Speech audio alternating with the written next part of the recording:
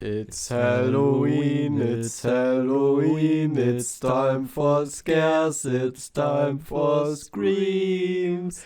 It's Halloween. Dip, dip, dip, dip, dip, dip. It's Halloween. On our Christmas episode, we are going to sing Jesus, you know, our own song, Jesus, I Love Thee, that we've made with our band Genetically Manipulated Flies. Yes, happy Halloween, everybody, and good evening, ladies and gentlemen. Welcome back to another episode of the Wertow Podcast. Just kidding, it's not really Halloween, at least for us. Yes, we're recording this, of course, on the 29th of October, so it can release today on Halloween. Yes, after we have already recorded audio commentary track to my film, The 166 Minutes of Madness. So we have literally come from a over 2.5 hours recording session. My voice is shit and, well, happy Halloween, everybody. Well then, I've got just the perfect thing for you. Yes, please, because I've no idea what we are actually doing. You just said, well, we are going to make a Halloween special, and I said, okay, that's stupid. So, what's your plan, Tom? Okay, I've prepared something very nice. Because as you know, and hopefully some of our audience is also aware of, during the month of October, I have watched 31 horror films. Yes, everyone knows that. Yes. Because everyone's following me on Letterboxd. Even Martin Scorsese is on Letterboxd now. I thought Martin Scorsese is following you on Letterboxd. But he's just on Letterboxd with you, Tom. Well, congratulations. We're on the same level, basically, as filmmakers. Well, anyways. And, of course, I have written reviews on Letterboxd for all 31 of those films. And I thought of a little game where I'm gonna read you the reviews in random order, and you have to guess what film it corresponds with. So you don't have to talk that much. You just have to prove your knowledge of horror and of my opinion. Well, I'm not an expert on your opinion. It could also be that your reviews are just shit, but let's start. Okay. I will also do this in random order, so I have a random number generator. Yes, I got it, Tom. Yeah, just for the viewers to explain. Okay. So, this would really be easier if Letterboxd showed the number. Wait. Just one question. Do I actually know those movies?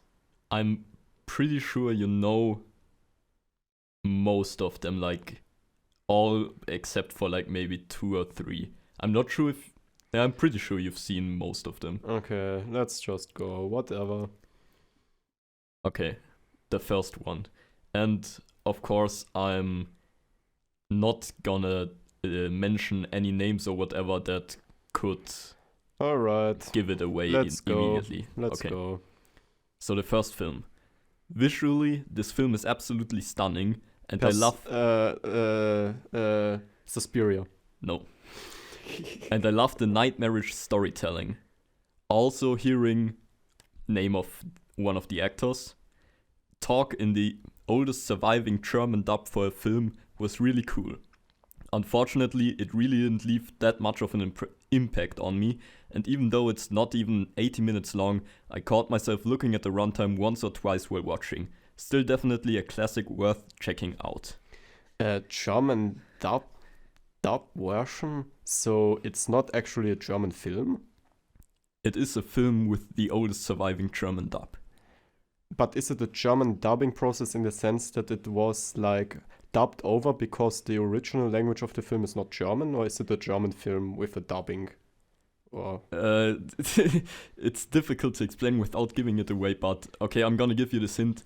It's originally a silent film with the German language dub, so actually voice dub. Okay, I give up. It's of course Karl Theodor Dreyer, Vampire. Oh my god, yes, I know. We have talked about it recently, and you've shown me the Blu-ray from Masters of Cinema, and yeah, we have talked about, but this isn't a German film. What the fuck? It was made in Germany, I think. Really? Okay. Yes, I didn't know that. All right, As you far got as me. I'm aware, yeah. I also really like this movie, and I have pretty much the same opinion. It also didn't leave a big impact on me, but I think that I have just to see it again because it had very strange atmosphere and some really strange shots. But yes, continue. Okay, the next film. This is gonna be easy, I think. So, it's Friday the 13th of October 2023, and what better way to celebrate? Friday the 13th, part 3. That's absolutely correct. Of course, you knew that I was watching a Friday the 13th Yeah, film. move on, Tom. It's Yeah. too obvious. And also because you have such bad taste, you're watching the third part and not the first one, which is actually the best. No, the third is the best. Or at least my favorite. Actually, not many Friday the 13th fans even like the first part. Yes, I know, but I don't care because it's objectively the best one. There, Let's of move course, on. is no objectivity in art. Okay, next one. In this very, very loose adaptation of Name of a Famous Writer story. Can't you even give me the name? What the fuck? Come on. It's gonna be too obvious if I say the name, really. Okay. It's a very well-known writer. Yeah, let's go. Very famous horror actor, plays the mysterious Dr. Miracle, a mad scientist he tries to Yeah, inject. it's Dr. Miracle, alright. Or Dr. Miracle, that's the title of the movie. It's the German title, yes, but in actuality it's Murders in the Rue Morgue, and it's based on Edgar Allan Poe's story. Alright, so I got it. Let's move on. Let's move. Move it, Tom. Oh, okay, this is gonna be interesting. So, you didn't tell me the name of Edgar Allan Poe, but you just said that the character was called Dr. Miracle, which is the actual title of the movie. But it's only the German title, and I thought you might have forgotten that already. Yeah, that's Okay, anyways. Yes, I actually decided to rewatch this film. The first time I saw it, it didn't leave much of an impression on me, which makes sense. Although disturbing in its nature, the story, quote unquote, is Inland Empire. no, but not a bad guess, is told in such a sober way that it's completely understandable that it left me cold the first time around. This time though, I had a different experience. Especially during the last 20 to 30 minutes, I had quite a heavy feeling in my stomach. This film is a pretty brilliant depiction of what it must be like to live under a dictatorship. The dictators themselves are absolutely pathetic. Oh, Salo. Yes, it is Salo. Nice. I love that movie. It's so beautiful. And I'm just gonna read you the last sentence of my review because I wonder what you think about it. Is it that your new girlfriend is called Margarete? No, it's that it's basically X-rated Breakfast Club. That's great. I fucking loved it. Yes, for a few minutes it is. But there is one very, very, very important difference, because in Breakfast Club it is actually about a breaking out of the fascistic situation or system, and here in Salo it's basically only the reproduction, and also the victims are reproducing the totalitarian system when they tell on each other, and there is a few very spare moments of actual humanity in this film, but because they are so sparingly used, I think that is what's making them so brilliant, especially because they are also like very distanced from the viewer. For example, this one guard who is like making a communist salute before he gets murdered. It is some kind of a symbol of freedom for Pasolini, certainly, but it's still extremely structurally conveyed in this movie. So there is no like realistic acting or anything like that. But yes, okay, I don't want to go too deep into it. Let's just continue. Okay. I love pre-code horror, and this is one of its finest examples. The plot is surprisingly captivating. It's so dark and morbid that it almost seems like something Poe could have written. The actors are all doing a great job, with famous horror actor being an absolute highlight every time he's on screen. The direction, cinematography, costume design, set design and sound design / music are all very good for the most part. Really, the only big issue I have is with the editing, which feels sloppy, clumsy and even quite dated at times. But I just miss when horror films looked like this. Like something you dig up in the grave in your basement, which you were never supposed to lay an eye on. It gives the whole film a very eerie atmosphere. Also, I truly wish back in the day cheap horror hits like this got sequels like in the 80s. Could you imagine famous horror actor in space in name of the movie Part 5 Revelations? Or we see how he turned all his enemies into zombie slaves in the beginning. The possibilities would have been endless. But what we have is an outstanding horror gem that has rightfully took its place as an all-time fan favorite, especially amongst metal musicians for some reason. And then I give the examples of Rob Zombie and Kirk Hammett being big fans of the film. Well, is it the Cabinet of Dr. Caligari? It's not, no. Is it the Golem? Nope, it's not. Is it a silent film? It's not a silent film. Is it in color? Nope. What did you say? Because I didn't understand it. Pre-cult? Pre-code. Okay. Pre-code. Is it the cat people? Is it the island of Dr. Moreau? Good guesses, but no. Oh, but those are not pre-code. Those are code. Those are in the Hays Code, right? So pre-code. I think so, yeah. Is it from America? Yeah. Oh, god damn it. Is it something like King Kong? Is it Frankenstein? Dracula? God damn it. Should I tell you? Give me a few of the names in there. Lugosi is probably White Zombie. It is White Zombie, yeah. Oh god damn it, yes, of course. What else? Yeah, I would have got it eventually. Alright, let's continue. I guess I get half a point for that one. Okay. This film has been hyped up by the online horror community so much that I was very happy when I saw that it streams on Tubi. I mean, I like found footage films, with Blair Witch Project and Cannibal Holocaust being two of my favorite horror films, and this is supposed to be one that people enjoy even if they usually hate found footage, which is why I was... No, but good guess.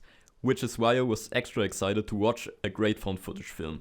Today I finally got around to watching it, and what?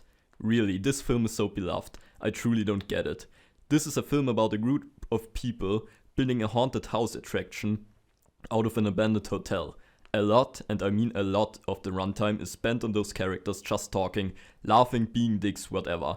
I get that that's meant to make them feel human, and kudos to the actors, the only redeeming quality of this film, for achieving that somewhat, but they're all just too one-noted for that. It feels like 80% of this film is either filler scenes that don't mean anything, or very lazily executed exposition. The backstory of the hotel is also as bland and basic as it gets. Owner committed suicide, Satan worshippers in the cellar, yawn. Then, yeah? My god, I have no clue what that's supposed to be. I think that I have probably heard something about it, but that it sounded extremely uninteresting to me because, quite honestly, I don't give a fuck what the online horror community says. Okay, this review is fairly long, I have to admit, and it basically goes on and on about how bland and basic and boring this film is. And yeah, I think if you haven't... I have probably not watched it, so I have no clue. Yeah, so I'm just gonna cut it there. It's a film called Hell House LLC. I've never heard of this, I think. Really? No. It's actually a fairly hyped film and a terrible one at that. Yes, so if I want to hear something about good movies, I watch like Michael Haneke interviews and not the fucking online horror community. Alright, let's continue. Okay. What I like most about this film is how the characters dismiss all the religious foretellings and so on as any sane person would. This really helps ground the film in reality despite its supernatural subject matter. The performances were all really good and the directions at times absolutely phenomenal. Nonetheless, does it feel quite slow at points, which hurts the otherwise great atmosphere, but this film has solidified itself as a classic of 70s horror and it deserves that title. Oh my god. I mean, quite honestly, that doesn't tell me anything. So, alright, there is something about magic, but no one is taking it seriously. About religion specifically. Okay, it's from the 70s. Like, can you tell me anything more? From which country is it? It's from America. Okay, it's an American film, a horror film about religion. where no one is taking religious claims seriously. From the 70s. And they're not taking them seriously at first. Is it something like The Omen? It is The Omen. Nice. Well done. I gotta count which...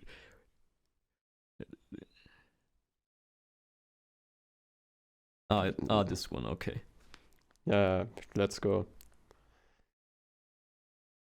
Oh, what the fuck? Okay. Dumb. No, I have it. This is a film all about human needs. In the center of those needs is food, and right after that, sex, and to a lesser extent, love. Name of the director uses shadows and light exceptionally well to portray emotions such as lust, contempt, and of course fear. The ending is absolutely phenomenal, filled with tension and horror. But of course, this film isn't without its flaws. The young woman, that's how the character is actually called according to Wikipedia, not only apparently falls in love with the creep character, but also falls for the rather silly plan of her mother-in-law. On that note, an old woman with a wooden mask stumbling through a rice field isn't really scary. Onibaba. It is Onibaba. And it is a really good film, but I did think it had some silly aspects as well. Yeah, I think it's great. Let's go on. Okay.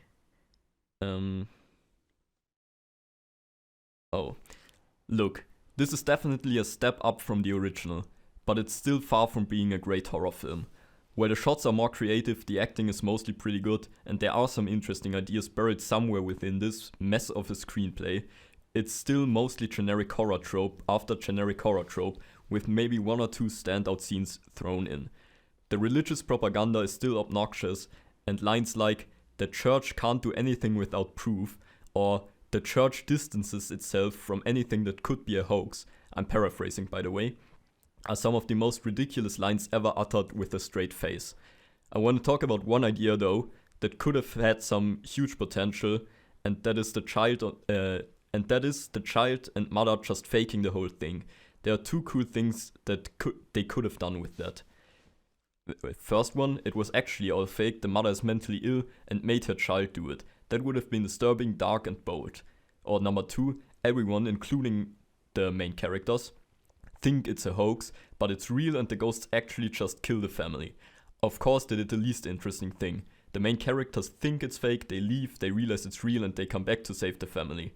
This is really a whatever film. I didn't dislike it as much as the first one. I didn't really like it either. It's completely mediocre. It's not Robert, right? No, it's not. Okay. So it's a sequel to a movie that's even worse. Yes. Oh my god, Mortal Kombat. No. Man, I have no idea. I guess it's some really stupid 2000s supernatural horror shit, right? 2010s, I think, yeah. Okay, yeah, I probably have no clue because there are so many. I could say like... It's the most famous one, I think. Really? The most famous one? Is it like Annabelle? Or... Close. Is it Insidious? No. Is it Conjuring? Yeah, it's Conjuring Part 2. And that one should be better than the first one? I think so, yeah. I think it's worse, but... Okay. Because I thought Conjuring, but then I thought, okay, I think the first one is much better than the second one, so I don't know what you're talking about, but yes, let's continue. Yeah. So this is my first time watching this since I've been to Germany to visit some of the locations. Nosferatu. It is Nosferatu, and it's an absolutely fantastic film. I don't like it that much.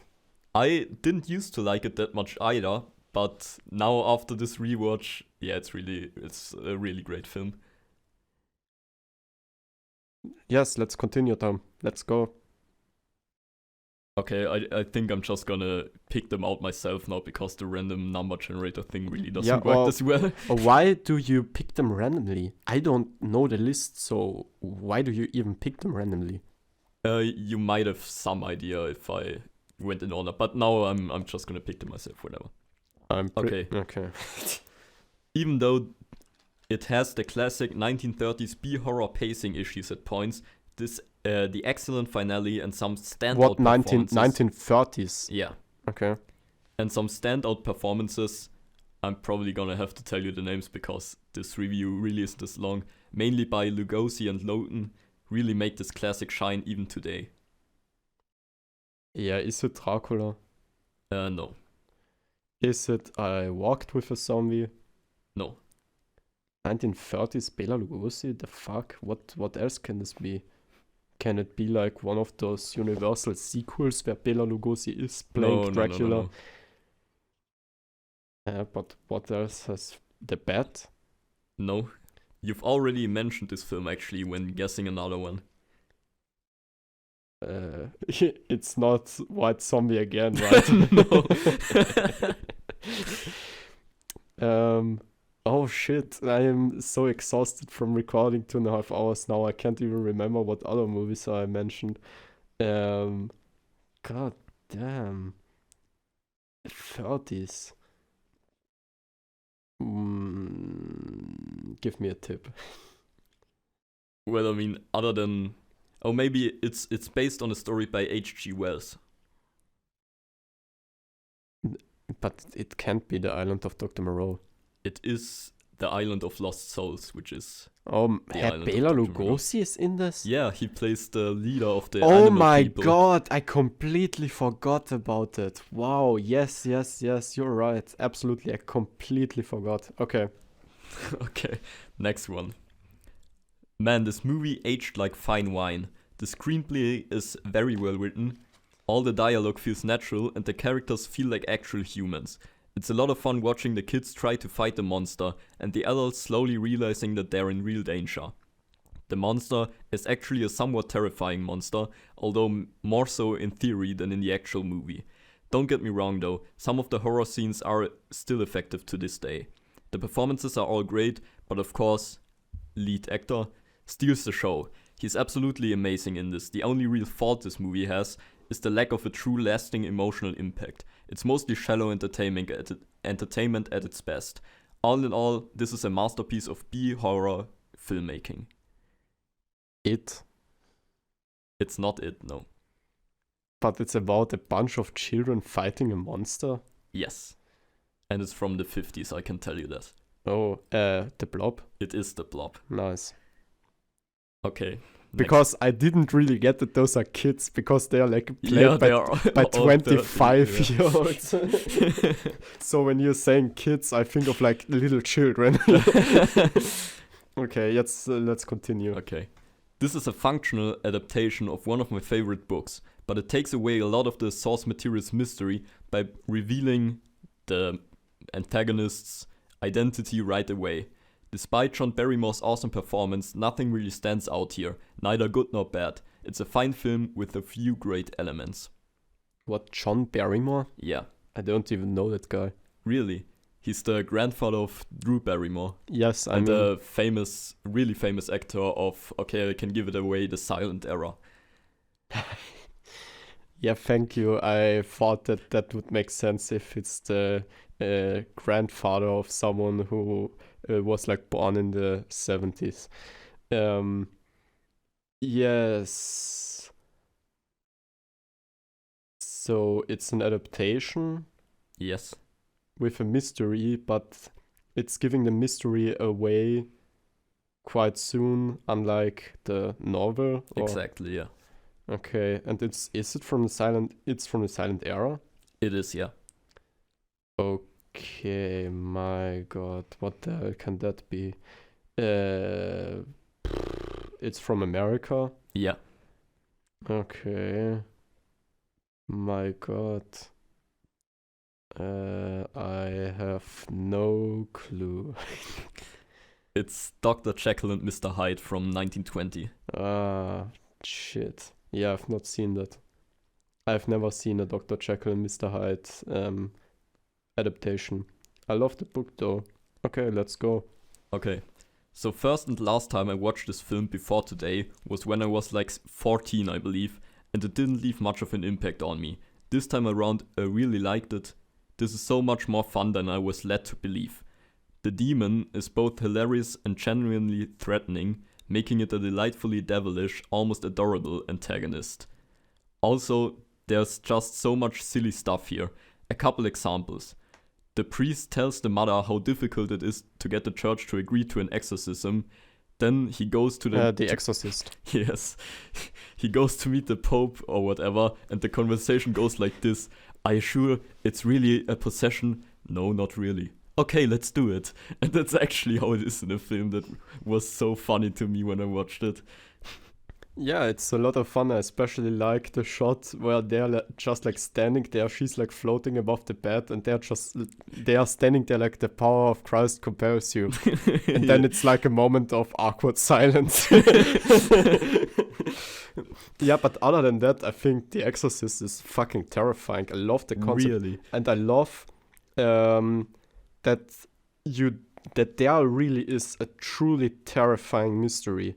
And the world building is so strange. For example, when the mother is going home and you hear like this famous soundtrack, I don't know how it's, and you see those nuns like walking on the street. It feels like magical realism almost. I mean, it really does. And then there are multiple explanations of why the possession takes place. And my favorite, of course, is the one when Reagan, the little girl, just comes into the room and tells the mother, like, hey, I met a guy today and so on. And he even let me ride his horse. And that's like it. And she just goes. And that's a perfect explanation that, you know, she met like the devil and so on, like in a fairy tale. And it just is so... interestingly written. Like the screenplay is really so strange, and the entire movie is absolutely strange if you really think about it. And yeah, still shocking, I think, the crucifix in the vagina scene and so on. I mean, that's still disturbing and shocking. Okay. Yeah, sure. It's a great film. I thought it was pretty funny. Okay, next one. I'm usually not the biggest fan of supernatural horror, which is why I haven't rewatched this film in years, despite liking it when I first saw it. Have my views changed? Not really. I still think it's a well-made film with some outstanding visuals and a decent family drama in the core of its story. Unfortunately, it suffers a bit with making each character feel three-dimensional and fully fleshed out. Also, this movie isn't exactly scary as much as it is just gross at times.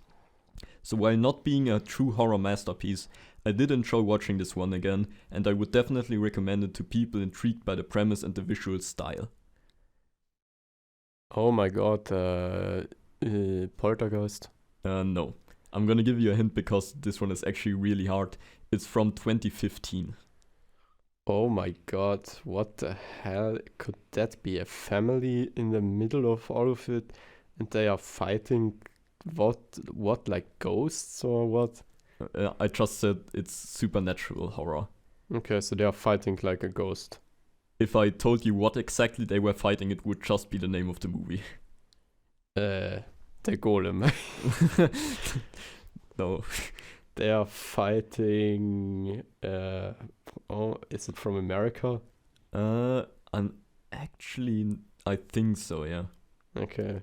So it's from But that time period where it doesn't even matter because all movies are basically like the same. No, this is actually quite distinct, and the reason why I thought about if it's from America is because it doesn't take place in America. Okay, from 1915, how long is it? 2015. Oh, 2015. Oh my Yes. god, I thought like 1915. Oh, okay, sorry. 2015. Man, I just don't know that many movies. Is it maybe they are fighting against Hereditary? Hereditary guess, but is no. theft. Hereditary is theft. No. It's actually The Witch. Oh my god, yes. I really like that one. Okay, let's go on. Okay, this one I'm like 99% sure you're not gonna get it. Okay. Yeah, just give it to me. I don't know what lens they used for the wide shots, but it doesn't look good on my screen. Well, anyways, this is one of Hammer's more constantly entertaining films, but it doesn't quite reach the high levels of their best work. Christopher Lee. Yeah, it's one of those movies you have in your Hammer horror movie collector's boxes. Is that close enough? I guess it's close enough. It's Rasputin the Mad Monk, and Christopher Lee plays Rasputin, and it's really hilarious. Yeah, sounds great actually, but I I have rewatched Dracula and so on from Hammer Horror, and I really enjoyed that one. But for example, Frankenstein with Christopher Lee and Peter Cushing, nothing happens. I don't care. I fucking don't care. Okay, let's go on. Okay. Wow, I can't believe it's been only about a year since I first watched this film. Since then it has become a big part of my media consumption, but this was actually only the second time I watched this film in its entirety. And what can I say? This is, and I mean this in all sincerity, one of the best films ever made. Kind of in the same way Andy Warhol is one of the greatest artists of all time. This film will forever remain an untouchable work of art. Every single aspect is so fantastically unapologetic about its weirdness that I can't imagine someone watching this without the biggest smirk on their face. House. No.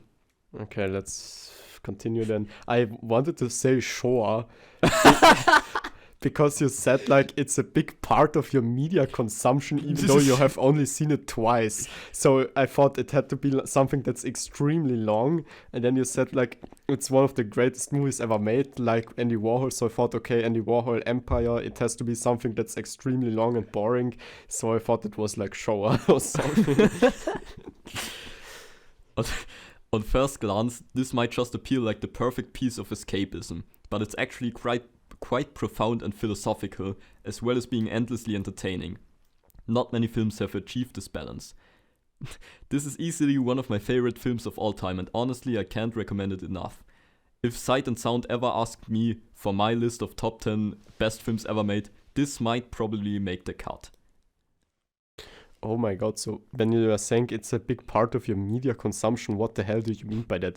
And if you're comparing it with Andy Warhol, do I have to think now about pop art or something?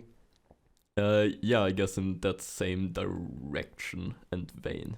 It's a pop art horror movie that is a big part of your media consumption even though you've only seen it twice. That doesn't make any sense, Tom.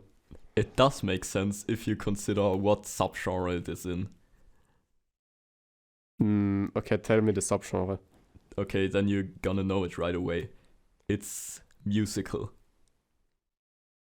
Okay, so is it something like Rocky Horror Picture Show? It is the Rocky Horror Picture Show. How the hell is this a big part of your media consumption because you're listening to the music? Yeah. Okay. Right, alright, let's move on. Okay. So, I've seen the first two films like 100 times each, but it's been years since I've seen this one. I know that it's a fan favorite, but to me it doesn't quite reach the heights of the original two films. Name of one of the actors is absolutely fantastic here, and the Inspector is another welcome addition to the world, but the new main character has nothing on the original actor who played a character, and I don't like how they basically take all the science aspects away from the monster and just make him a supernatural immortal being. He also isn't really a character anymore, as he acts almost purely as a murder machine. There are a few scenes where his sympathetic side shines through though. Name of the actor is good but doesn't get much to do.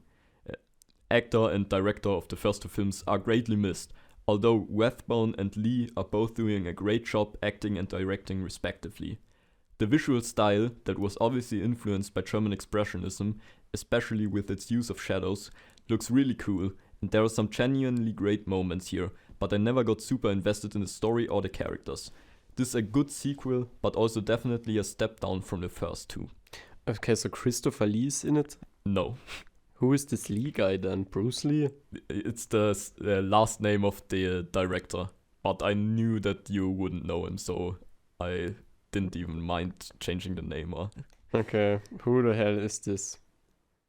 Or to ask it with Uli Lommel Manier, who the hell is she?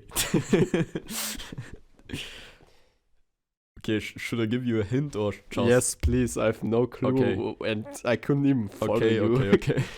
Both Bela Lugosi and Boris Karloff are in this. Well, then it's probably some of those Universal third part of Frankenstein. It is actually the third part of Frankenstein, Son of Frankenstein's Frankenstein. son, yes. Yeah. I don't think you've seen it. I Right? only know it from Histoire du cinéma from Jean-Luc Godard. Okay. I can definitely see why this is such a cult classic and fan favorite. All the kills are super creative, the entire premise is a lot of fun, and the set design and costume design are iconic. It just didn't give me that adrenaline kick that the best B-movie films like this give me. I didn't have that dumb grin on my face that What I the usually hell? have. This makes no sense. You're saying it didn't give you the adrenaline kick that dumb B-movies like this gave you. What the hell? This- Yeah, like better B-movies basically. Okay, let's just move on. Okay, it didn't quite hit the right notes in my opinion. Still, I thought this was a lot of fun, and I finally know where Mortal Kombat got its typo from. What's a typo? Misspelling. Okay, I don't get it. Why? I have to tell you the name of the movie for it to make sense. It's Killer Clowns from Outer Space, but clowns is written with a K, like combat in Mortal Kombat is written with a K. Oh, I never noticed that, but alright. I have never seen Killer Clowns from Outer Space. The theme song is really catchy. I can say that much. Okay, yes. Okay. I really want this Red Death costume. I mean, come on, what do you want me to tell you? This is a classic, a masterpiece. Is it Phantom of the Opera? It is Phantom of the Opera, and that Red Death costume looks really cool. Alright, let's go on. Last time I watched this film, it was when I was 14 and my English teacher agreed to let us watch it in class. Nightmare on Elm Street? No. My opinion surprisingly hasn't really changed since then. It's a good film, but nothing too special. The acting is great, it's entertaining throughout, and the music is iconic. Unfortunately, very famous director, shows not only his talent but also his inexperience here. There are quite a handful of amateur mistakes that could have been easily avoided. Also, it just doesn't feel like anything special watching it. It's fun while it lasts, but it doesn't last long after the credits roll. Oh my god, I have no clue from which year is it, or can you tell me? 75. Oh, is it Jaws? It is Jaws. Alright, let's go.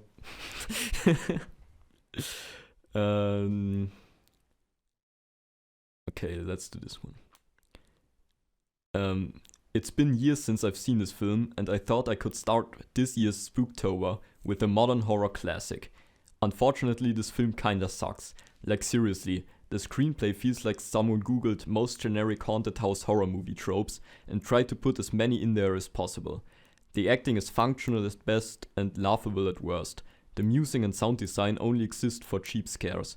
The editing is strange but not in a good way, and even the camera work feels like it tries really hard to make you uneasy but just achieves feeling amateur. There are maybe 2 or 3 good ideas in here that were executed in an okay way, but that's it. Also, I don't take ethics into consideration when rating a film, but I just want to point out that glorifying the main characters based on real people is already more than questionable, and glorifying religion and especially the Catholic Church in this way is pretty disgusting. This film has issues in every conceivable way. The few decent moments it does have don't save it from being a bore fest with pacing issues, as well as being the most generic supernatural horror film ever made. I'll probably also rewatch some of the other films of that franchise, and I truly hope they get better than this, or at least so bad that they become entertaining again. This is a nothing movie. I have no clue, but when you say that this is like a modern horror classic, and then it's like just this, then I guess that it isn't a classic, and I probably don't even know it then. Like, You definitely know it. have I watched it? Yes. Have we watched it together? We might have actually, I'm not sure. But it's also one that you've already mentioned today. Insidious? No. Was it like this Insidious, Conjuring? It is The Conjuring, the first one. Oh, okay. Yeah. Yeah, let's continue. Okay. I honestly didn't remember this film being this funny. Like seriously, there are almost more straight up comedy scenes than horror scenes in this, which really took me by surprise. Of course, the film also has its shocking moments, but it honestly would have no trouble calling this a horror comedy. This probably shouldn't be surprising considering the director's later filmography, but I didn't expect his first film, let alone one with this serious subject matter, to be played for laughs just as much as for scares. Last House on the Left. It is Last House on the Left. Let's go on. Okay. The first and thus far last time I tried watching this, which was maybe 6 years ago or so, I fell asleep and therefore didn't have very fond memories of this film. Now that I've actually watched it properly, I can confirm that this is a very fun and spooky movie. It's really well made, the acting is on point, the screenplay is engaging, everything works. It's not a super deep or disturbing film, but that's not what it wants to be. It's a scary good time for people of almost all ages. Poltergeist. It is Poltergeist. Let's go. Okay. This is a film that has the potential to be truly great. As is, it's a pretty good horror/mystery film with some really dumb ideas thrown in that drag it down. I absolutely love the concept of seeing the autopsy of the strange body. The wounds it has don't make sense, nobody knows what she was or where the body came from. This is a fantastic setup. Then, for some reason, they feel the need to throw in some cheap jump scares that make this feel like any other supernatural horror film. And yes, the solution to the mystery turns out to be the laziest thing imaginable. These wounds don't make any sense, well, it's witchcraft. But okay, you wanna take the film in that direction, go ahead. But the whole segment where they're being chased by the corpses just feels like unnecessary filler, which is even dumber because the way they figure out how to defeat her feels super rushed. Why not take the time to develop your ridiculous story in a way that at least feels kind of believable? Really, the biggest problem is that it feels like the screenwriter had some great ideas for a 50-minute long film, tried to make a full feature script out of it, but isn't very experienced in screenwriting, so he filled it with tropes, generic horror scenes, and even more generic dialogue. I want to love this film because in its core it's actually kinda genius, but it falls flat on too many levels. I still think I like it and would recommend it, but I can't lie, I'm a bit disappointed. I have absolutely no clue. From which year is it? 2016. Oh, then I've definitely no clue. What the hell? I have no idea. Is it like from a famous director or something? No. Okay. I don't think so. Then I will never get it. It's The Autopsy of Jane Doe, if you've ever heard of it. I've heard of it, I've never watched it. Okay. Let's continue. The more times I rewatch this film, the more it solidifies itself in my list of all-time favorites. This is almost like a Buñuel-esque fever dream of non-stop anxiety. Easily my favorite horror film of the last 20 years and an absolute must-watch. Also, Inland Empire. No. Also, it does something that only very few films have ever done. Use CGI well. Drag Me to Hell. No, but good guess, honestly.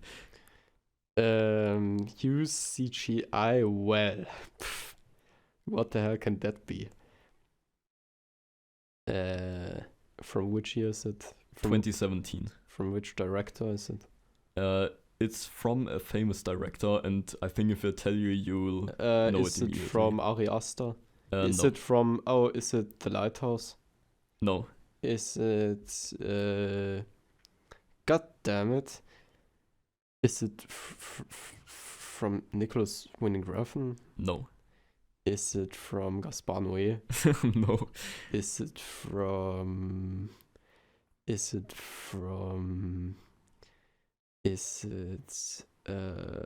oh god damn it. It's like one of those elevated horror movies. I wouldn't put it in that camp. Yeah, I guess you could say so. Okay, then I will not. It's Is it by- from Lars von Trier? No, it's from Darren Aronofsky. Is it Mother? It is Mother. Yeah. Alright, Yes. let's continue. Okay. Oh, this is another one that I don't think you'll have any chances guessing. Try me. Okay. Considering the director literally died midway through shooting, this really isn't a bad film at all. Sure, the script is built on a lot of tropes of the mummy subgenre, but it also has some new interesting ideas. There's nothing really... Is it this Mummy Hammer horror movie? It is one of the Mummy Hammer horror films. I Okay, don't expect you to guess the actual title.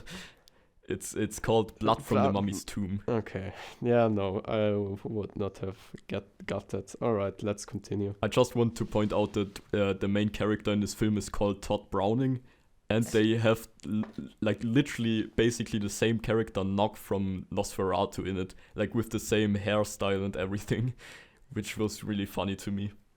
Okay, yes. I mean, yeah, okay. Let's go on. This is no doubt a spectacular movie. I can only imagine how awesome it must have been for people in 1923 to watch this in theaters. Nowadays though, the shortcomings of the film are just as prevalent as its successes. I still like it, but it does feel a bit aimless at times. The main actor is great but doesn't get enough screen time. What, it's from 1923? Yes, From which country? America. And it's like a horror classic. I guess people would argue if it belongs in the horror genre, but generally, It's not considered to be even a horror movie. I think it is considered to be a horror movie, although you could make the argument that it's more of a melodrama. Kind of in the same vein as Phantom of the Opera, for example. Oh my god, I have no idea. What the hell could that be? I don't know. It also stars Lon Chaney. Oh, The Hunchback of Notre Dame. Yes, it is the Hunchback of Notre Dame. Okay, next one. I unfortunately don't love this film as much as many other horror fans do, but I can still appreciate it for what it is. Not only is it iconic and highly influential, but it's also just a good film. The cinematography and lighting are excellent, the acting is good, and the story has a lot of potential. Irina is a very interesting character, but due to its short runtime, it doesn't seem like a fully fleshed out experience. There are some great ideas and that just weren't explored well enough in my opinion. It's also not much of a horror film and more of a decent but not outstanding psychological drama. The pool scene is outstanding though. From which year? 42. Cat People. Yes, it is Cat People. Alright, let's go. Okay, only a few left. This film is criminally underrated. It's a hidden gem of Universal's monster films, and I think the only reason why people don't like it is because it's not what you would expect. Yes, it's borrowing a lot from Cat People, you may call it a copycat, but it still has its own identity. The actors are all really good, especially Sarah Hayden gives a brilliantly chilling performance. The film also gets better with repeated viewing. I've seen it now 4 times I think, because now you know what to expect and can fully understand how terrifying it actually is. If you open your mind and suspend your disbelief a little, you're in for a fantastic little psychological thriller that's much closer to what The Wolfman was originally supposed to be. It's a Universal classic black and white horror movie. Yes. That borrows shit from Cat People. Yes. I have no clue. Okay, I didn't think you would know this. It's She-Wolf of London. Oh my god, I've probably heard of that. It's actually really good and people really don't like it for some reason. I don't get it. Okay. This film is every bit as insane as you've heard. The story, the acting, the names of the characters. House. It is House. It's a truly insane film in my opinion. Let's go. Okay. I'm looking for what's left even. Yeah, I think we are through. I think there's only one more film. Okay. Okay. Do you have it? Yeah. Let's go. This must be the most accurate movie title of all time. It's pure nonsensical insanity. It's exhausting to watch and yet I can't get 166 minutes of madness. It is the fucking 166 minutes of madness. Rated now on Letterboxd 5 stars. Come on. Okay. Yeah, that's it. Thank you very much. No one has any idea how many points I really got, but maybe some of our Tell us in the comments. hardcore fans can figure that one out. So, bye.